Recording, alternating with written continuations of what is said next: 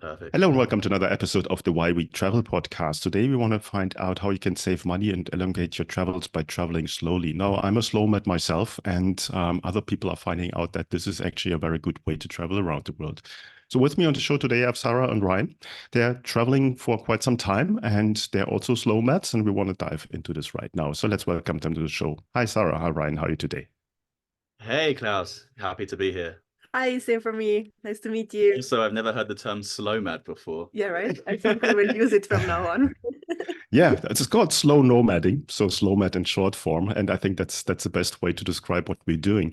So give me a bit of a background before we get started. How did you become digital nomads? What was the decision-making process there, and since when are you on the road? So it was separate for both of us. So if I start and then you can go through your own experience. But in at the end of 2018, I decided to pack up from the UK and I went to Australia on a working holiday visa. And I had a really great time. I was there right up until March 2020 and I went back to the UK because of the whole pandemic thing. And then I spent about a year and a half in the UK working in a few different jobs. And I just wanted to be back on the road. I wanted to be free. I knew people were making money online and traveling while doing it. Then I thought, right, this is for me. At this point, I'd already been building up my skills in photography. And then while I was in the UK, I started learning videography as well. So in 2021, was it 2021? Bali? Yeah, Yeah. November 2021, I decided to leave to go to Bali, which a lot of people that are aspiring nomads decide to do. It was good for me. It's not always good for some people, but I ended up being pretty lucky with the networking that I managed to achieve while I was in Bali. And through that time, I sort of continued to build up my skills. And then eventually at the beginning of, or at the end of last year, at the end of 2022, I went freelance and I went completely on my own, started building my own clients. And since January 2023, we've been traveling together. Well, we met in June 2022, but I'll let Sarah explain that. But yeah, since January 2023, we've been on the road traveling slowly. Yeah. For me, it's a little bit different. It goes back to 2017, and I had no idea what a digital nomad was. The only things I knew is that I was really sick with my office work back at home in Switzerland. And I just decided one day to be like, okay, I want to quit everything. Bye, see you. And I took a one-way flight to India, where I started my backpacking journey at the time, and which brought me through, I think, around 11, 13 different countries around the South Asia and Southeast Asia, where I found a lot of digital nomads. And there I started to realize that, oh my God, there is not only the option to actually work in an office, but I still can work wherever I want to be with just my own laptop. So while I was traveling, I started to understand better what skills I could build based on what I like. And I started to approach the world of social media in terms of social media managing. And then from in 2019, I flew back to Europe for a couple of years. I was a little bit confused about what I actually want to do, because it seems that everybody can be like, oh, I want to become a digital nomad, and that's a straight path. I'm just going to go through there. For me, it was a little bit like, oh, I would like to reach that point, but I don't really know how to. So I was like jumping, trying to find my own way. And this brought me back to Europe, where I worked for a couple of years during the pandemic. So I was able to have a job which was remote at home, but still brought me to work from Germany at the time. I decided to move back in Germany. So it was still remote, but not completely fully remote, because I cannot really travel while doing it. I can be everywhere in Germany, but not everywhere in the world, which was my goal. So in 2021, then I decided to fly to Bali, because it was the last place I was during my backpacker journey. And I was like, okay, let's go back from where I finished and try to start over again. And then I met a lot of people, a lot of great connection that really inspired me to understand better where I can move to become a full-time digital nomad. And same as Ryan, I was able to land some great network with people. So I landed my first clients, and like this was like a ball rolling. And then in 2022, June, I met Ryan, and things were going well for both of us. We were living then together in Bali for another 6 months. And then in January 2023, this year, I think, we decided we are not over with Bali, but it's we are ready to start to travel full time again, kinda. And from there, we decide to travel different countries, Southeast Asia. Now we are in South America, and the rest We did a is stint history. in Europe as well. Yeah. Yeah, moving around. Mhm. I think that's a bit of a common denominator for a lot of people. They start with backpacking. They see there is a potential of having a life abroad from where they're coming from. They don't want to stop traveling. But obviously, being a backpacker, being in South America, for instance, on the Greenwood Trail or in Southeast Asia, and just moving forward like every week can be very tiring, exhausting. And obviously, it's very difficult to focus on Yeah. creating a business, on maintaining a job, and so on and so forth. So, what was the transition process for you from your mindset? It's like, yeah, we're backpackers into, oh no, we're digital nomads, we're working. What was the process? I think it started when we were in Bali. We were in Bali for a long time. We were both there. We both just coincidentally moved there at the same in the same month, within the same Week. few days or something like that. So it started there, obviously, and then we started to build up our networking and our resources for becoming a digital nomad. But when we left in January 2023, we already had ongoing clients. We had regular work. We went to Thailand, and originally we were like, we never wanted to travel as fast as we did when we were backpacking, that's for sure. But we were like, right, we still need to maintain our work. We need to keep our clients happy, but also we want to be able to explore. So for the first sort of month in Thailand, we decided to actually move every week. But we quickly realized that even this was going to be too fast for us. We were finding that we were spending 5 days inside working and then a day, 2 days max outside exploring, and we felt like we were just rushing the area. So we at one point in February when we got to Chiang Mai, we were like, right, let's just book for the month, and we did that. And during that month, we managed to explore a lot of the surrounding areas. We went up to Chiang Rai, and a few of the other places, and we realized that this is probably the right speed. And we've been doing that ever since. So ever since then, we've been staying in places for a month at a time. There's multiple benefits to that, which I'm sure we'll talk about soon. But yeah, so now we pick a place that we want to go. We usually try to make sure it has decent Wi-Fi or know it's going to have good internet connection. And we stay for the month. And since then, we've been really feel like we've been really experiencing the area that we've been staying in, and we have much more opportunity to explore whilst also still being able to upkeep our work. Yeah. And I will add as well that I think that we can't even afford to be like backpackers anymore right now, because we don't have, let's say, the luxury to stay in a hostel, like party hostel, where a lot of maybe younger people are, where there are a lot of party. We still need quiet place with a good Wi-Fi. We don't want to have noise when we have call with our clients. So I think we transition without really thinking about it. We simply understand which are our needs in becoming digital nomads and which responsibility we have. So I think it was a very normal transition. Yeah. Okay, let's talk a little bit about the advantages being a slow nomad. You said obviously you have a bit of more of a structure in your day. How do you schedule your days or your weeks? Because obviously you want to see also something of the place you're in, or not only working. How do you work with that? Do you want to go for that? Yeah. So this really depends from place to place, I think, because we basically we know that we want to stay in one place for at least 1 month. We have different type of working schedule. For example, maybe Ryan works more on project base. I work more on hourly. So we have to try to also manage both of our times. What we do is that before arriving in one place, we already decided which type of activity we want to do. And we start to understand where, in which day we can put these activities. So we already have kind of general plan what we want to do, and the rest of the time we can work. In terms of daily work, that's really We have depends. we've developed sort of a pretty good routine with waking up early in the morning, getting up, doing some work. Then we always try to make sure if we're not on an exploring day or if we're not particularly busy, we always try to go to the gym and make time for our physical health, because a lot of people tend to sort of put that to the side. Sometimes it's hard to, especially for us at the beginning as well, when we were back in Thailand, we didn't really try to implement that into our routine until about April. But we always found that when you're a digital nomad, you're constantly sitting inside somewhere it might be in a cafe, it might be in a co-work space, or for us, quite often it's at home. And you don't realize sometimes that you're neglecting your physical health as well.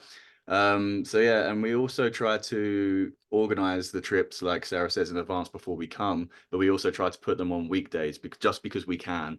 So to try and avoid sort of the weekend crowds of the domestic tourists as well and stuff like that.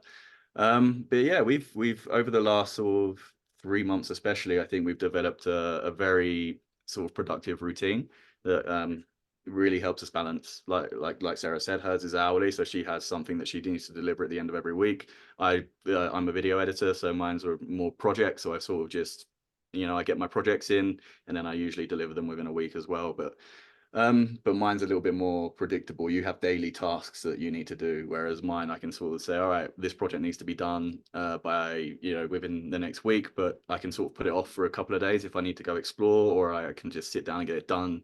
So I know that for example, if it has to be done in a week, I can get it done within 2 days, and then I know that I have the next 5 days that I don't have to do that project, sort of thing. Yeah. But it's definitely been a journey to figure out how to balance sort of work and play as well. But I think we got there. Yeah. Mm-hmm. Let's talk a little bit about diving into the place you are, into culture, into your environment, surroundings, and so on. So obviously, being a backpacker, there's entertainment more than enough. You said you're on party hostels, you're meeting people all the time. If you're in your own place, focusing around work, it can be sometimes a little bit lonely for a lot of people out there. And they basically just in another place doing the same thing, but not really getting in touch with the people that are living in the place and getting the experience of culture. What do you do to make sure that you get all of this in? We try to put aside time to go out and meet people.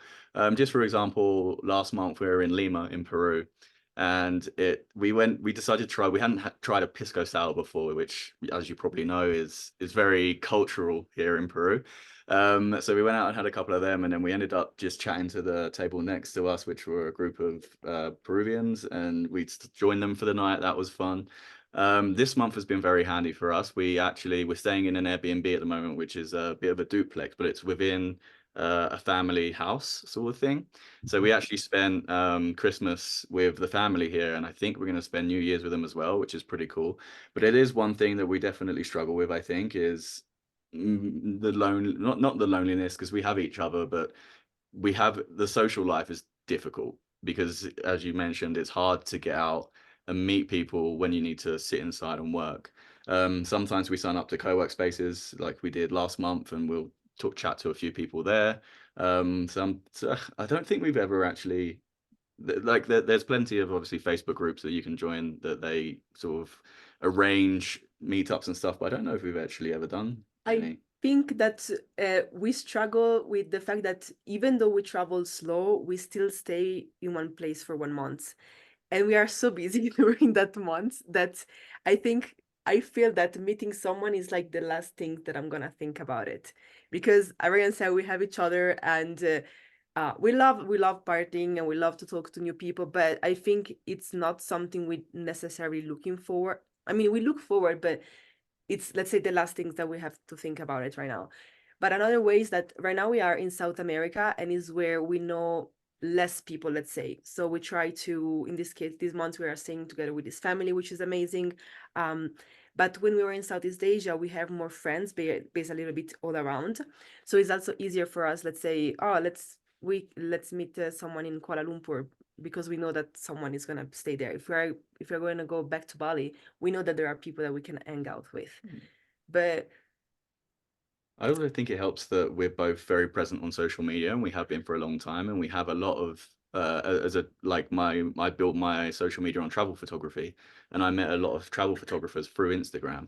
So there are people around the world that we know have the same interests as us that we can meet up with. I mean, South America is very sparse for that, I think. Yeah, I don't know anyone yeah, actually in South America at the moment. no, me neither. But I think, as you said, like like for instance, Facebook expat group will probably be the best way to find new people. The fact is that we are in them, but we don't use it for that purpose. But if someone is new into this world, let's say someone quit everything to move to the other side of the world to start a nomad career, I think that expat group are probably one of the best way. Sometimes, for instance, in Bali, there was this mom Bumble best friends. So Oh, basically, Bumble, the dating app, but it has the best friends option. I think Tinder has that as well. yeah. Yeah. These are also great way to meet people. And usually, in this platform, you also find many people that are in the same shoes as you. So maybe they feel lonely as well. And I think it's the best way to meet. But as well, social media, like really social media, I think is the one of the best way to find people from around the world. So Mhm. I think the internet is your place. Definitely, as a digital nomad, everything is digital there. But let's talk about a little bit on how to get started and the biggest fears of people is obviously how can I make money? That's the one. So, what do you think is the minimum amount of money that you need to make per month to maintain this kind of lifestyle? And a lot of people might have fears is like how can I find accommodation? How do I get from A to B? Is the place safe? And so on and so forth. How do you approach all of these different topics? So we do all of our research in advance for all of these. So the biggest thing that we always preach to people who ask us, how do I become a digital nomad as well, is you need to have a skill. You need to have something that's marketable to other people. You need to have an unfair advantage that other people don't have that they want to then hire you for the most part. I mean, you can always try and find work as an online customer service chatbot agent person, or you can teach English online or something like that. But they're not sort of like, what's the word? Sort of like, so they're not sustainable over the long term. In terms of amount of money, it obviously does depend on where you are. We always would recommend to people to go to Southeast Asia or now possibly South America now that we've been here and experienced it ourselves. And you could easily live off $1,000 to $1,500 a month. I mean, that's our budget actually. Mine's there. We try to budget about $1,200 a month. So you can even do less if you are happy to stay in hostels, if you are happy to eat local food all the time rather than, the Western food. So yeah, we budget about 1,200. What else was there? What else did you ask in the question?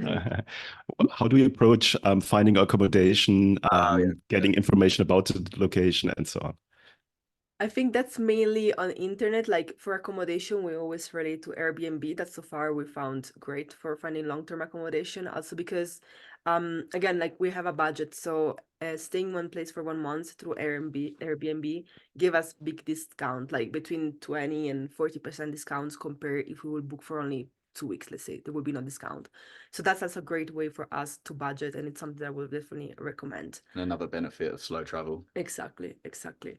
And Southeast Asia is a great place also to start out because you don't need tons of money. I mean, if you like, it's very personal actually, the way the amount of money you want to start to travel to.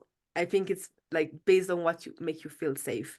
Personally, I always set myself before I start to traveling, I need to have at least 10,000 euro to start to travel. And once I reach that level, I can just quit and it's fine. Like, I don't want to have a plan B because I know if I will have a plan B, I will fall back, which is not the best advice, maybe. But for me, it works. And I don't know, like, I feel that that was a great way to push me to keep going forward towards a digital nomad lifestyle. And then for researching the place, we sort of we try to pick places that we know are going to be suitable for digital nomads anyway at this point. We don't try to choose locations or cities that don't have a particularly large digital nomad presence because we know if there is already going to be a digital nomad presence, we know there's going to be good Wi-Fi. We know there's going to be accommodation available. We know there's going to be good food options around. We know there's going to be co-work spaces if we need them or a gym or whatnot. So we pick them, and then we usually Google before we book our Airbnb. We usually Google the like best neighborhood in XYZ for digital nomads, and we'll sort of compare what we find on blogs on the internet, and then we'll just sort of pick and go from there. They tend to be the more expensive neighborhoods, but they also tend to be the safer neighborhoods as well. So that's sort of like two birds in one stone in trying to figure out sort of where to go and also where's safe and where's not safe. And then we use that location as a base for the month, and then we do our sort of weekend trips or day trips from there, or exploring the local area. So that's sort of like our process of trying to find accommodation and where we would go. Yeah. Mhm. And I want that maybe at first you may think, oh my God, I have to find a place and stay for 1 month there. What if it's not the perfect place? What if I arrive there and I don't like it? The thing is that 1 month flies so fast. You arrive there, you unpack, and 1 month goes away like this, and you have to pack again, and you're like, oh, where this month has gone. Yeah, what's the worst thing that can happen? Exactly. So I understand you trying to help other people that want to get into the digital nomad lifestyle with your YouTube channel and other ways. Tell me a little bit about it. This is Sarah's passion, so. Ah, yeah. So I have a YouTube channel where, yeah, I try when we go to a digital nomad place, I like to make a video about it, like how is the digital nomad life there. I have some more maybe educational content where I talk about how you can start. I feel that there is not, as I said, there is not a straight line for everyone because at the end of the day, it narrowed down still about finding a job. And we all know that it's not like the easiest things in life, but I feel that it's nice to um having someone to talk to about how to start out, because sometimes people that want to start a digital nomad life are struggling in the current life, maybe they're unhappy, and usually in the environment they are is an environment that where people are like, why do you want to travel the world? That's a little bit like, are you not happy with what you have right now? But we don't all have the same dream. So I feel that I was in that position, and if I can give some support to someone by kind of showing them a way to become a nomad, that's why I try to do in my YouTube channel. That's what you want to Okay. sort of future, isn't it? Is sort of teach people Yeah, how like, to become digital nomads and sort of help them along the right yeah. path. I mean, I can't help them find a job. That's up to them. But like, if I can show them a way, that this is actually possible. There are people out there that do it. They are outside. There are so many digital nomad visa that they can take. Like, since the pandemic, these things explode. There are a lot of places you can move to and start your remote career there. So there is a way. That's the main thing. Yeah, very true. Before we come to the end of our chat today, is there one final thought that you want to leave our listeners with? Um, I so besides just making sure you have a skill or building a skill to become a digital nomad, I think the biggest thing is just to do it. I think it's just to leave. A lot of people, they put it off. They'll say, "Oh, I don't have enough money right now to go and do it," or "This is coming up, so I can't leave," or the world is in a weird state, so I can't go at the moment. But you got to put all of those sort of thoughts aside and just up and go. If you haven't got a job, then save up, like Sarah says, maybe 10,000 euros or dollars or whatever you're working. But honestly, I don't think you even need that much. I think I left for Bali with £3,000 in the bank account and a dream, sort of like one of those. If you really want it to happen, you'll make it happen one way or another. You'll make it happen. So if this digital nomad life is the life that you really want to lead, then stop hesitating and just sell everything and go, like Sarah says, without a plan B. And if you don't have a plan B, then plan A has to work. Yeah, I agree with Ryan. I feel that if you want to do something live, you should go for it. I know that it seems very, like those type of inspirational type of quote, but honestly, that's all it is. Like, if you have a dream, just go for it. If it's not gonna work out, it's because maybe you have to try to change the direction. But if you are seated at home and every time something goes wrong, you dream about traveling the world and working remotely, like, don't wait to every time feel bad to try to think about it.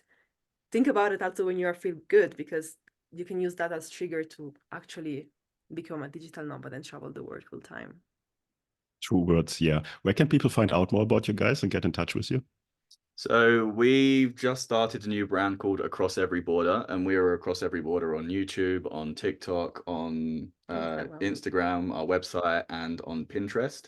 I also have an Instagram under my own name, Ryan Lee Banks, but I'm not very active on there anymore. But you're still active on your one. Yeah, I have Instagram and YouTube where I talk about digital nomad, and the handle is Joyous Shapes, and you can find me there. But Cool. I so will put the links in the show notes. I will Perfect. put Yeah. the links in the show notes here, just one click away. Brian, Sarah, thanks so much for your time today to give us an insight on your slow travels around the world. I wish you all the best on future travels and hope to chat to you soon. Thanks so much. Very much. Thank Happy you to be so here. much. Have a lovely day.